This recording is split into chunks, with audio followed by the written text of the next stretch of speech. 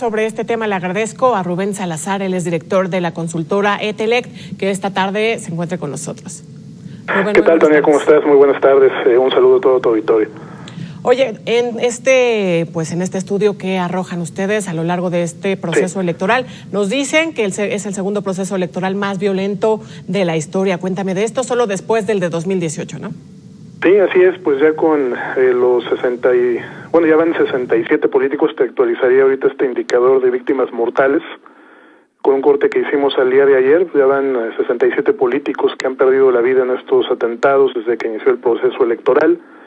De estos 67 políticos, 20 eran aspirantes a puestos de elección.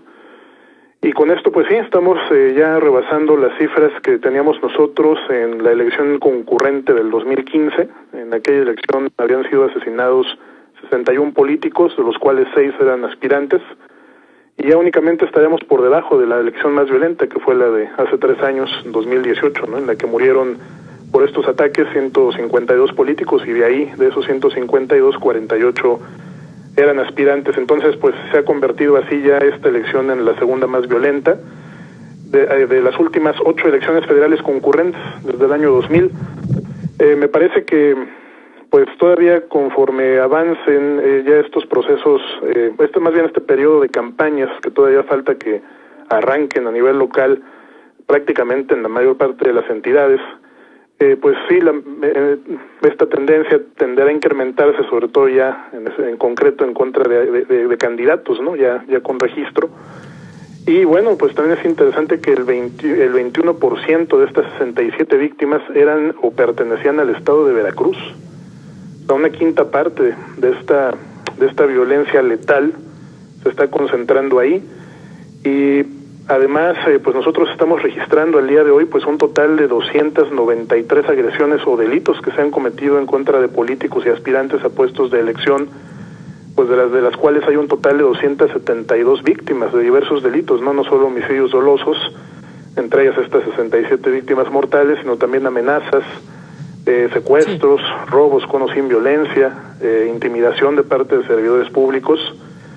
Lo cual me parece pues también se combina lamentablemente con una atmósfera de polarización política que sí me parece pues es contraproducente, sobre todo para generar confianza, ¿no?, a muchos de estos aspirantes, para que formulen sus denuncias, para que se acerquen a las autoridades estatales. Y te voy a dar un dato que me parece puede explicar el por qué existe esta desconfianza también, como lo escuchábamos en la nota previa, de lo que está ocurriendo en Veracruz, de que incluso muchos opositores están acusando al propio gobierno, ¿no?, de estar detrás de algunos de estos ataques.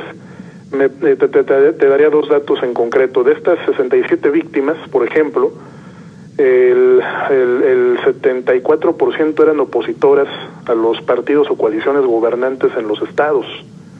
Entonces me parece un dato relevante porque finalmente, al ser delitos de fuero común, tanto los homicidios como el resto de las amenazas, secuestros, etcétera, le corresponde investigar las fiscalías de los estados.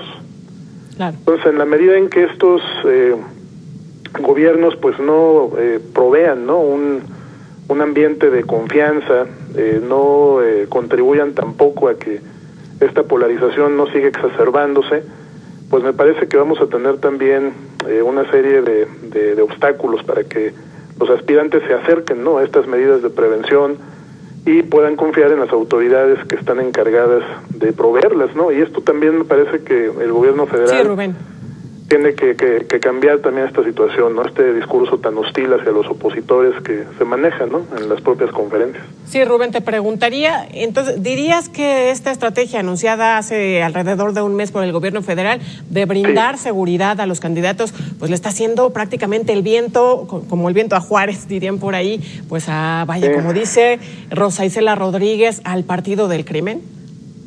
Pues mira, no quisiera ser injusto ya con el gobierno federal, porque luego cualquier crítica la toman como si fuera con alguna pretensión política, ¿no? Pero yo considero que finalmente pues también es muy difícil poderle brindar seguridad a más de, por ejemplo, 100,000 candidatos que van a estar participando, ¿no?, en esta contienda. O sea, son más de 20,000 puestos de elección en juego.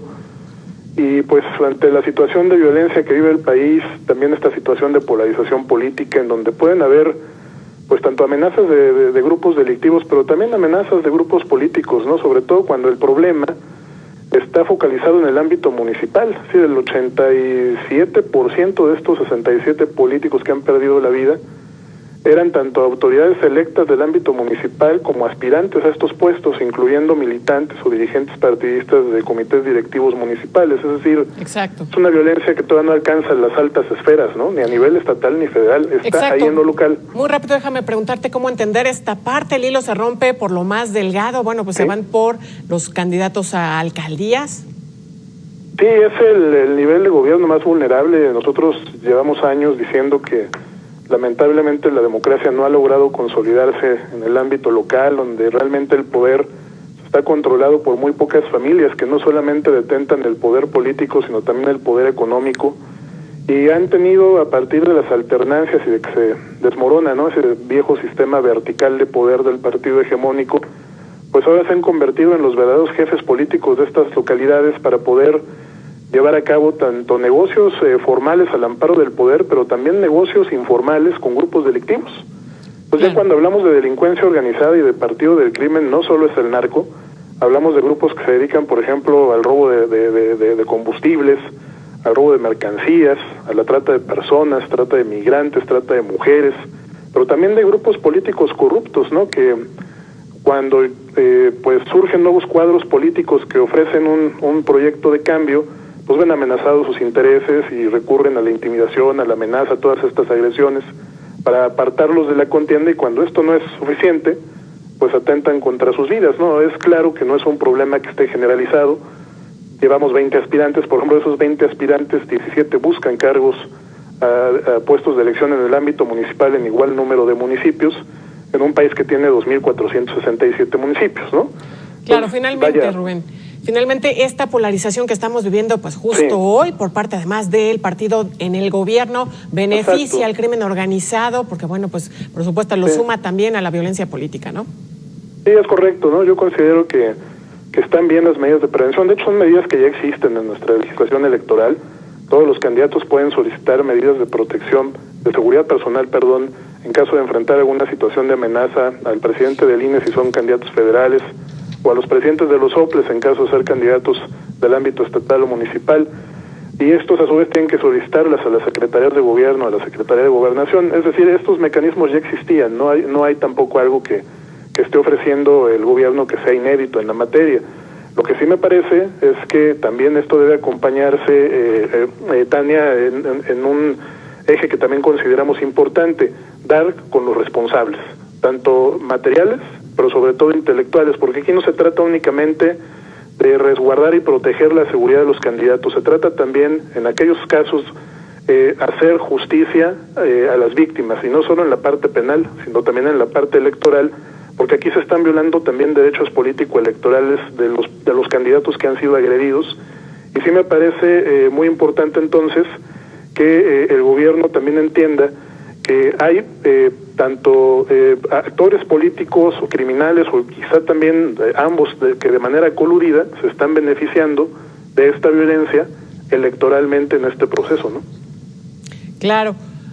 Rubén Salazar, director de la consultora ETELEC, muchas gracias por estos minutos con Mega Noticias. Te agradezco mucho, Tania. Muy buenas tardes. Muy buenas tardes.